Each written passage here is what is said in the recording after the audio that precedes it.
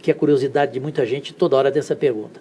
Para ti, Jair Bolsonaro será condenado ou não? Acredito que o processo vai levar à condenação, né? O próprio Bolsonaro deu entrevista essa semana reconhecendo as reuniões, né? Porque as pessoas falam muito da delação premiada do Mauro Cid. A delação não é prova, né? A delação é um meio para chegar à prova. O que tem de mais robusto são documentos apreendidos e os depoimentos dos comandantes das forças, né? Comandante do Exército, Aeronáutica, Marinha, que apontavam a existência de reuniões onde o Bolsonaro apresentou o plano mesmo de golpe de Estado através de um estado de sítio, né, enfim, ou coisa parecida. E o próprio Bolsonaro confirma que teve a reunião, que o assunto foi esse mesmo. Ele apenas tenta colocar que, na visão dele, isso não é crime. Acredito que os ministros vão entender que sim, é crime. Você não pode, como presidente da República, chamar o comandante do seu exército e dizer, olha, eu tenho esse documento aqui para dar um golpe de Estado, vamos? E se o cara diz, não vamos não, diz, então não teve nada. Não é assim. Tem muita coisa acontecendo. Infelizmente, Jair Bolsonaro hoje é uma das duas maiores lideranças políticas do Brasil. Isso é incontestável. Claro. Mas ele, ao longo da sua trajetória como presidente da República, deixou muito a desejar. Seja porque não cumpriu promessas de campanha de combate à corrupção, seja porque não conseguiu lidar com a pandemia da Covid, e seja porque, na reta final, não se mostrou conformado com o resultado eleitoral, que é do mesmo sistema que o elegeu por uma vida inteira, elegeu os filhos, elegeu a esposa, elegeu os correligionários. Então, você não gostar de um resultado eleitoral é ok, é natural. Você tomar medidas contra esse resultado, avaliar medidas contra o resultado, é tentativa de golpe de Estado, na minha leitura, e eu acho que vai ser a leitura dos ministros. É muito ruim, porque é mais um ex-presidente da República que pode ser condenado, mas ele precisa enfrentar esses problemas e seguir em frente. Leila. Bom, agora nós vamos para a polarização. Você falou bastante sobre a anistia, sobre o governo, e qual que é o cenário que você já está vislumbrando para 2026? Porque eu vejo que você é crítico, tanto de um lado quanto do outro, porque ficam alimentando esse comportamento, né, a nível nacional. Qual é o teu prognóstico, né, para 2026? E outra coisa que eu acho muito interessante, você é um ferrenho, né, defensor do combate à desinformação, à fake news, e você teve um projeto aprovado no Senado, que foi incrível, foi uma votação muito bacana, teve, né, o apoio das lideranças e tudo, que está parado na Câmara Federal desde maio de 2023. Qual que é a tua posição sobre isso? Você acha que ainda dá tempo? Porque, com certeza, esse projeto, se fosse aprovado esse ano, ele seria fundamental para 2026. Sem dúvida. Bom, a polarização, infelizmente, ela vai continuar, eu acho que mais agravada, porque ela é vantajosa para quem está no meio dessa confusão. Porque, veja, se eu polarizo com o adversário radicalmente, eu não preciso mostrar trabalho, eu não preciso fazer as coisas certas, basta falar mal do adversário. Que é o que você vê, o Lula perdeu muito tempo de governo falando do Bolsonaro. O Bolsonaro só fala do Lula. E os dois deviam falar do povo brasileiro. Claro. Deviam falar dos problemas. Olha, como é que eu vou resolver isso? Como é que eu vou resolver aquilo? E agrava mais ainda a situação essa coisa das redes sociais, do algoritmo, né? Quando a gente fez o 2630 e aprovamos lá no Senado, ele foi vítima de um ataque violento de desinformação. Me lembro. Patrocinado pelas empresas. Claro. Né? As próprias empresas, as chamadas Big Techs, fizeram isso. Porque o projeto ele era muito técnico e objetivo no sentido de resolver o grande gargalo. As empresas têm responsabilidade. Isso. Então, hoje está super na moda a série da Netflix, Adolescência, né?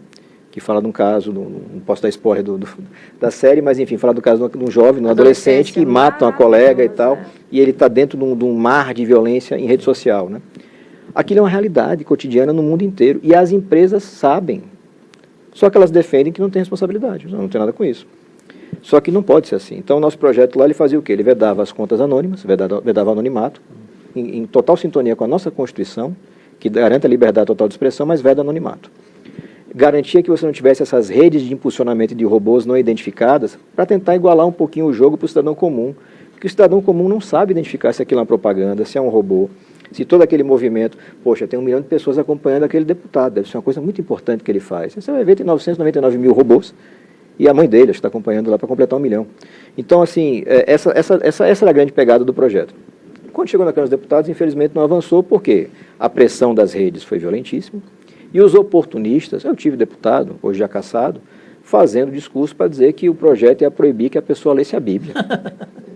Eu falei com o deputado, eu digo, olha, você está fazendo uma irresponsabilidade, você sabe que é mentira. Eles, não, mas o meu eleitorado acha que é importante. Eu digo, você é 2 vezes irresponsável, porque você não só está propagando a mentira, como você está enganando a pessoa, estimulando uma raiva, um ódio, uma coisa. Quando na vida real, o que a gente tem que entender é que o mesmo cuidado e as mesmas regras que você tem na vida real tem que estar na vida virtual.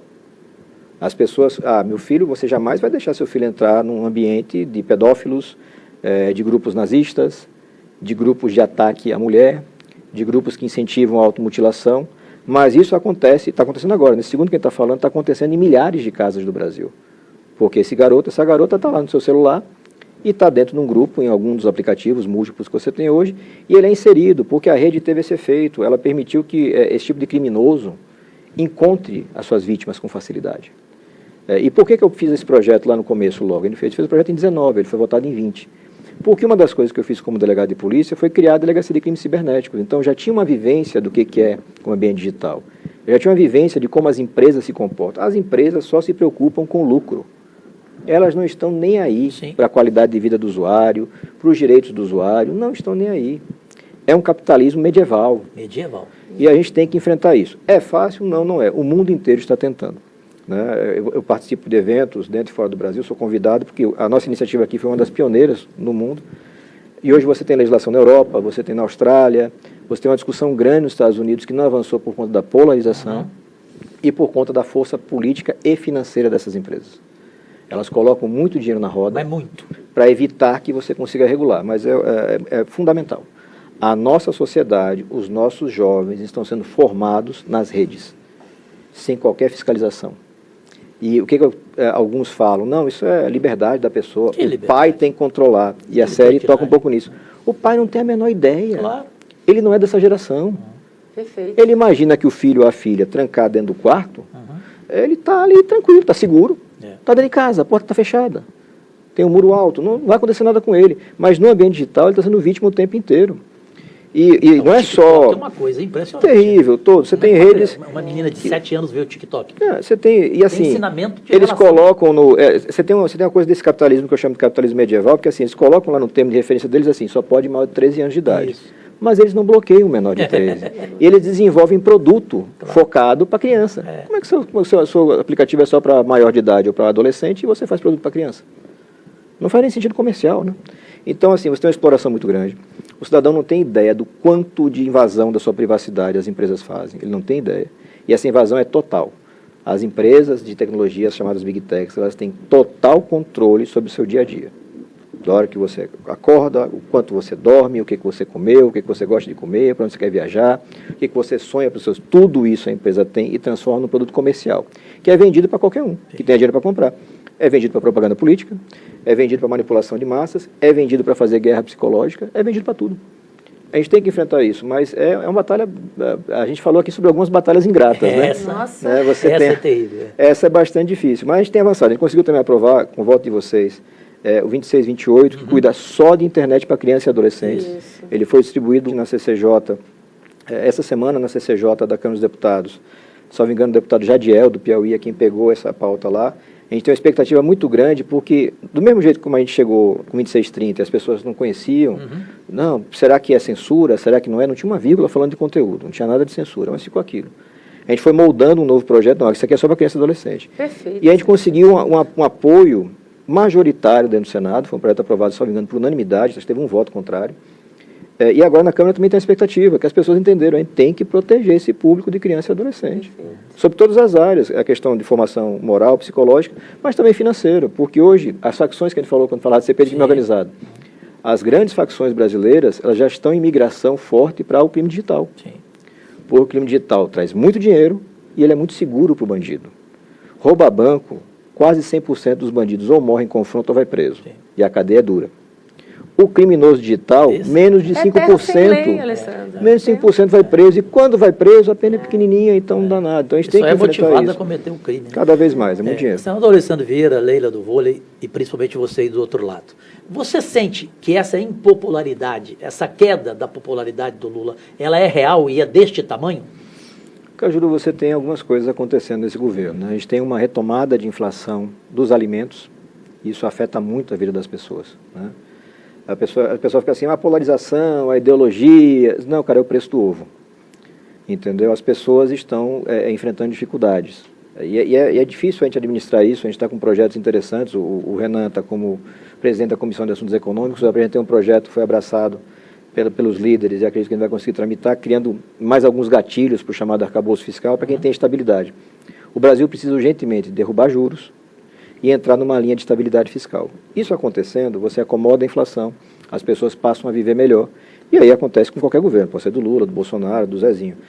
Com o povo vivendo melhor, a aprovação sobe. Com a situação atual, onde as pessoas estão sentindo o custo de vida aumentando, é natural que o governo tenha uma queda de popularidade. E é preciso também, Cajuru, reconhecer que o Lula foi eleito pelos méritos dele, mas foi eleito principalmente pela rejeição ao Bolsonaro. Né? Acho que eu tenho uma frase que algumas pessoas usam. Sim, eles se alimentam da rejeição. O Lula não ganhou, o Bolsonaro perdeu. Sim. Eu escuto muito essas frases. E faz sentido, porque um presidente perder uma reeleição é a coisa mais difícil do mundo. A Dilma foi reeleita. Com problemas seríssimos. Sim. Foi reeleita, né? O Lula foi reeleito, problemas seríssimos, foi reeleito. E o Bolsonaro quase é reeleito, Fernando Henrique foi reeleito e o Bolsonaro quase foi reeleito. É uma diferença pequenininha. E a gente tem que lembrar que realmente teve episódios marcantes. Teve o Roberto Jefferson, apoio dele, jogando granada na Polícia Federal e a Zambelli correndo pelo meio da rua com uma arma na mão. Então, assim, teve algumas coisas acontecendo naquela reta final que podem ter mexido ali alguns milhões de votos e feito a diferença. Dito isso, acredito que sim, o governo vem perdendo popularidade, mas isso não tem nenhum impacto eleitoral propriamente dito, porque a eleição é lá na frente. Né? E eu acredito muito numa recuperação fiscal brasileira, porque nós temos bons indicadores de base, emprego aumentando, a renda das famílias aumentando, existe um contexto global com o governo aleatório do Trump que pode criar para a gente grandes oportunidades comerciais. Então, existe coisa boa para acontecer. Mas não é uma batalha fácil. E o presidente Lula, em particular, ele enfrenta também uma coisa que a gente conhece, e você, jornalista, mais até é o desgaste de material. O Lula está na vida pública há quantos anos? Há quantas décadas? Ele vai ser candidato com 80 anos de idade.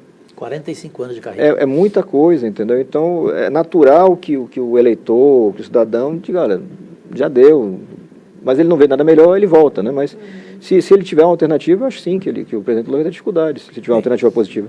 A gente vai ter que fazer um grande trabalho, é meio que subir uma montanha. A gente subiu a montanha, estava lá em cima, descemos cá embaixo. Vamos subir de novo. É o único jeito que tem você. Senador Alessandro Vieira, Leila e eu temos a curiosidade, porque você é sempre procurado por toda a mídia nacional, como a Leila, eu, porque eu sou do meio, naturalmente, sobre a anistia. Qual é a opinião do senador Alessandro Vieira sobre a anistia dos que estão lá presos, a anistia de Jair Bolsonaro? É muito importante que você, do outro lado, saiba a opinião de um homem público diferenciado e preparado. Eu posso só complementar? Evidente. Você apresentou um projeto, Isso. inclusive individualizando, né, as ações, né, como é tratado cada um, né, que é acusado e condenado dentro desse processo. Eu gostaria que você comentasse também a sua iniciativa. Eu entendo que existem vários abusos cometidos pelo ministro Alexandre de Moraes ao longo dos últimos anos, né?